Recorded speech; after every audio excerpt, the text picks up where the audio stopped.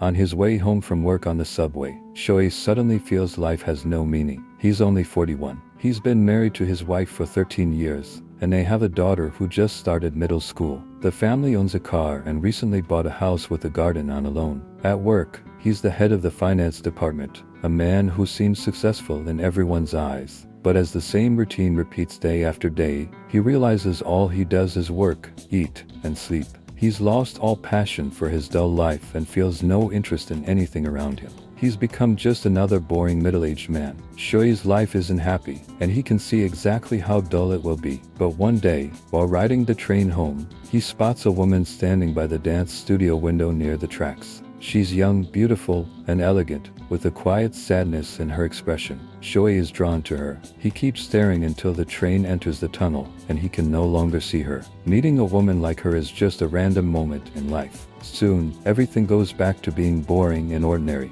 He goes home, takes a shower, sleeps, and wakes up early the next morning for work, just like always. But his stagnant life, like a pool of still water, seems to ripple a little after seeing her. Every night on his way home now, Shohei looks forward to seeing the woman by the window, and he always does. Even just a glimpse from afar fills him with a strange satisfaction. He even buys dance books to learn about this unfamiliar world as a complete beginner. But tonight, when he passes the dance studio, Mai isn't there. A sharp disappointment hits him. After hesitating for a few seconds, he steps off the train, unwilling to let it go. He lingers outside the studio for a long time. Just as he's about to go upstairs, reason stops him in his tracks. What am I doing here? Shohei is about to take the next train home, but he can't help glancing at the dance studio again. Just then, that woman appears by the window. In the end, he gives in to his desire and goes upstairs. Shohei enters the studio, bathed in warm yellow light. The woman notices him and walks over.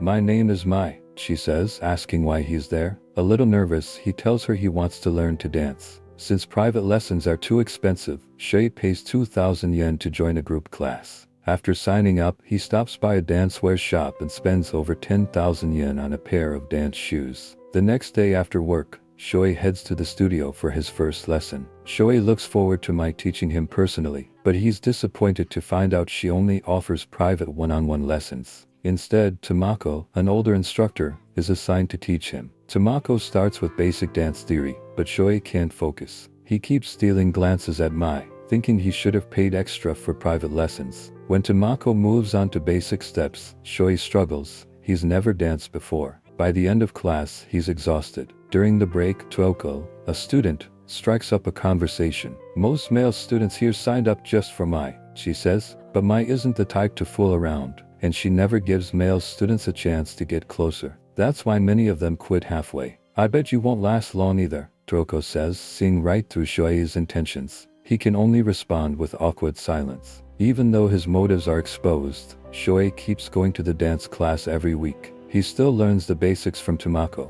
and his eyes still drift toward Mai during lessons. But Mai always keeps her distance, and he never gets a chance to approach her. Even though he doesn't get closer to Mai, Shohei's state of mind is completely different from before. Shohei no longer feels lifeless. His days begin to glow with a new sense of hope. That day, Shohei goes to dance class as usual, but he's surprised to see Tomio, his co-worker, there too. Tomio is an ordinary clerk in the finance department. Most colleagues avoid him because he's dull and unremarkable at work. But here, Tomio is dancing passionate Latin moves, full of energy. As Shohei watches with interest, Tomio suddenly notices him. Embarrassed at being seen by someone he knows, Tomio panics. In his fluster, he accidentally bumps into Tuoko nearby. Tuoko starts yelling at Tomio, blaming him for messing up her dance rhythm. "You're already done with class. Just leave," Tuoko says. "Shut up, you old hag," Tomio snaps back angrily. Hearing him call her an old hag, Tuoko storms over and snatches off Tomio's wig.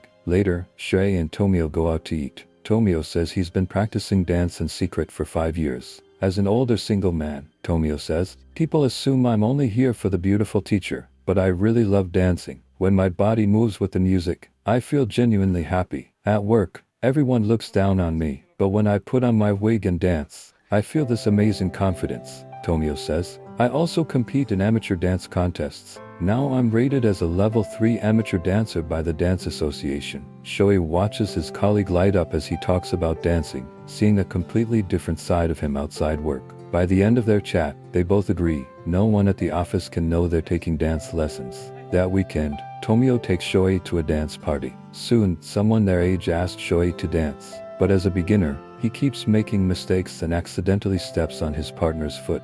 In the end, he has to sit out, embarrassed, feeling the frustration of being a newcomer. After the blow from the dance party, Shoei becomes more serious about dancing. He really wants to get better at it. After showering, he secretly practices his steps in the study. However, he doesn't expect that his wife smells another woman's perfume on his clothes. The next day, his wife goes to a detective agency and hires a detective to investigate whether Shoei is having an affair. She doesn't dare to ask him directly because she's terrified of hearing the word cheating from her husband. Since she isn't 100% sure, the detective says it will take some time to gather evidence. That day, Tamako takes a day off, so Mai has to step in as the substitute teacher for the group class. Shoei finally gets his wish to be close to Mai. He's happy but clumsy as he tries to follow her dance steps. Just as he's lost in his secret joy, a detective investigating the case snaps a photo of him holding Mai. After class, Shoei should take the train home, but he waits at the station instead. When Mai comes downstairs, he gathers the courage to invite her to dinner, but Mai refuses without hesitation. She says she never interacts with students outside class.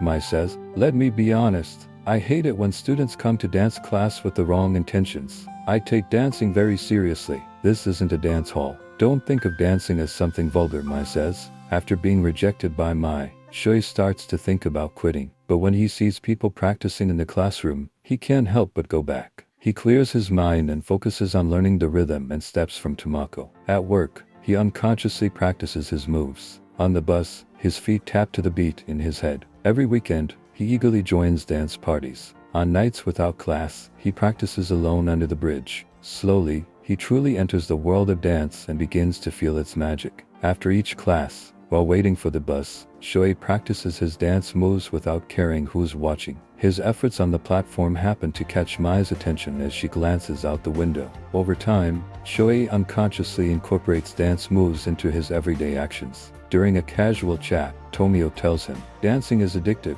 It's like basketball fans. They'll suddenly jump and mimic a shot in midair." On the weekend, Tomio takes Shoei to a dance hall. To his surprise, he runs into Tamako there. Besides teaching at the studio, Tamako also works part-time as a dance partner at this hall on weekends. Tamako asks Shoei to dance with a partner, but he worries his clumsy steps will embarrass him again. Then Tamako says, "Dancing isn't just about steps. You need to feel the music with your body." Shoei takes her advice and invites Tamako to dance. They move freely across the dance floor, following the music. Now Shoei understands dancing better. His attitude shifts from learning to enjoying it. One day, Toyoko suddenly faints during practice. Shoei and the two teachers rush her to the hospital. From Toyoko's daughter, they learn that Toyoko loved dancing since she was young. She met her husband at a dance party. Years ago, Toyoko's husband passed away unexpectedly. To raise her daughter, she gave up dancing and started working. Now that her daughter is grown, Toyoko has returned to her passion for dance. She works 2 jobs during the day and practices at the dance studio at night. Despite the hard work, she keeps dancing because she wants to compete in an upcoming amateur dance competition.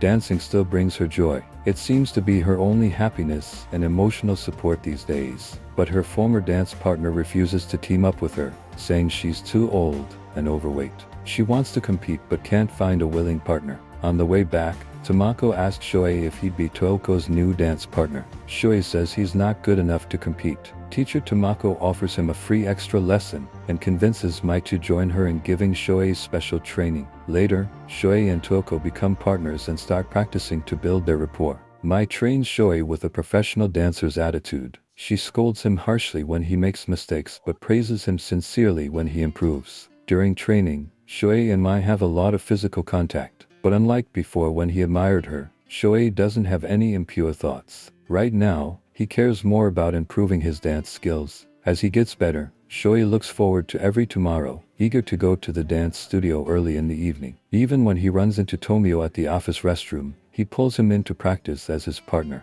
But when a coworker walks in, Tomio quickly pretends to have fainted, and Shoei holds him, making the scene extremely awkward. After a special training session that day, when no one else is around, Shoei opens up to Mai about how he's been feeling. Shoei says, "Actually, the reason I started learning to dance in the first place, I was truly drawn to your grace and beauty, Shoei says. I love my wife very much, he continues, but I always feel like something is missing in my life. At one point I thought my life had no meaning, he admits. I desperately needed some outside force to pull me out of that emptiness. For a while, I thought that force was you, Shoei says, but then I realized you don't owe it to me to be my savior. Then I discovered dance, he explains. As I kept learning, I slowly realized how much I love it. The more I danced, the more I noticed my outlook on life changing, he adds. After hearing Shoei's confession, Mai also opens up. She tells him she often stands by the window for a reason. She's been dancing since she was a child. My dream as an adult is to win a prize at the Blackpool Dance Festival in England, Mai says.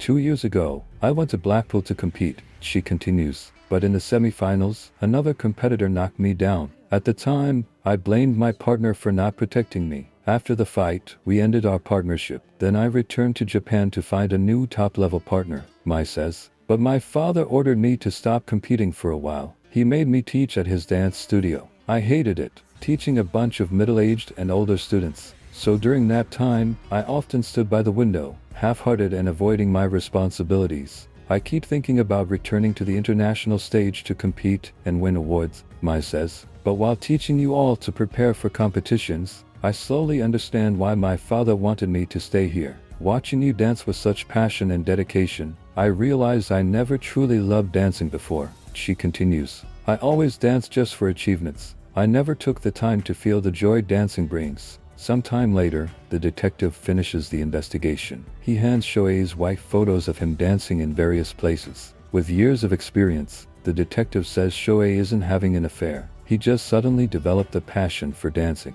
Looking at the photos of her husband's focused expression, his wife notices he hasn't smiled this happily in a long time. Suddenly, Mai realizes that dancing might be the only thing that brings joy to her husband's life. For 13 years of marriage, she has never worked outside. It's Shoei who worked hard to buy their car and house. To let her sleep more, he makes his own breakfast every morning. He leaves the car for her daily use and takes the train to work. Thinking of how he has cared for her all these years, Mai decides to understand and support his hobby. On her way home, she buys a dance manual, trying to learn about the world of dance that Shoei loves. Soon, the competition begins, and Shoei and Toko walk onto the dance floor together. Tomoko and Mai cheer for Shoei from the audience, but he doesn't notice because he's focused on the upcoming competition. His wife and daughter also come to watch. The competition starts smoothly, and Shoei performs better than ever. But halfway through, his daughter shouts, "Go, Dad!" because he's doing so well.